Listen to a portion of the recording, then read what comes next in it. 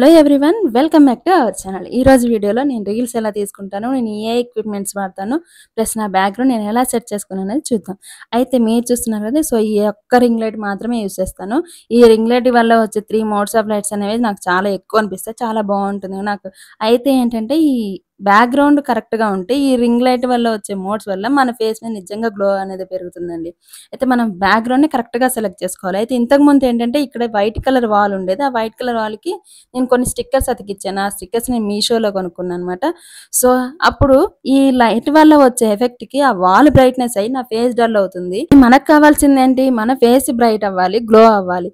So నాకు అందుకే ఆ వైట్ కలర్ వాల్ అనేది కరెక్ట్ కాదనిపించింది, మంచి లేదేమో అనిపించింది. అప్పుడు నేను ఈ ఎల్లో కలర్ పెయింట్ అయితే వేసుకున్నాను అనమాట. నేనే వేసుకున్నాను ఈ పెయింటింగ్, చాలా హ్యాపీగా అనిపించింది. ఇప్పుడు ఏంటంటే ఈ లైట్ ఎఫెక్ట్ వల్ల ఈ గోల్డ్ కలర్ అనేది ఫేస్ మీద పడి ఫేస్ గ్లో అవుతుంది, చాలా బాగుంది. ఇంకొకటి ఏంటంటే నాకు 2 బెడ్రూమ్స్ మిడిల్లో ఒక చిన్న వాల్ కూడా ఉండేది. సో అక్కడ కూడా యాజ్ యూజువల్ వైట్ ఉండేది అనమాట. దాన్ని నేను కంప్లీట్ బ్లాక్ కలర్ వేసా, అది కొన్ని రోజులు యూస్ చేసా. నేను ఇంతకుముందు కూడా వీడియో అనేది పోస్ట్ చేశాను అనమాట, మీరు చూడొచ్చు. సో బ్లాక్ కలర్ అయిపోయిన తర్వాత ఇంకోటి ఏంటంటే వైట్ కలర్ లో కొంచెం బ్లాక్ కలర్ మిక్స్ చేస్తే లైట్ యాష్ కలర్ వచ్చింది. సో ఇప్పుడు దాన్నే ప్రెజెంట్ యూస్ చేస్తున్నా. మీరు చూస్తున్నారు కదా పిక్స్ డిఫరెన్స్ చూడండి. వైట్ కలర్ ని గోల్డ్ కలర్ చేసా, బ్లాక్ కలర్ ఉన్నదాన్ని యాష్ కలర్ చేసా, చాలా బాగుంది. ఈ వీడియో యూస్ఫుల్ అనిపిస్తే ఖచ్చితంగా లైక్ చేయండి, సబ్స్క్రైబ్ చేయండి. Thank you for watching.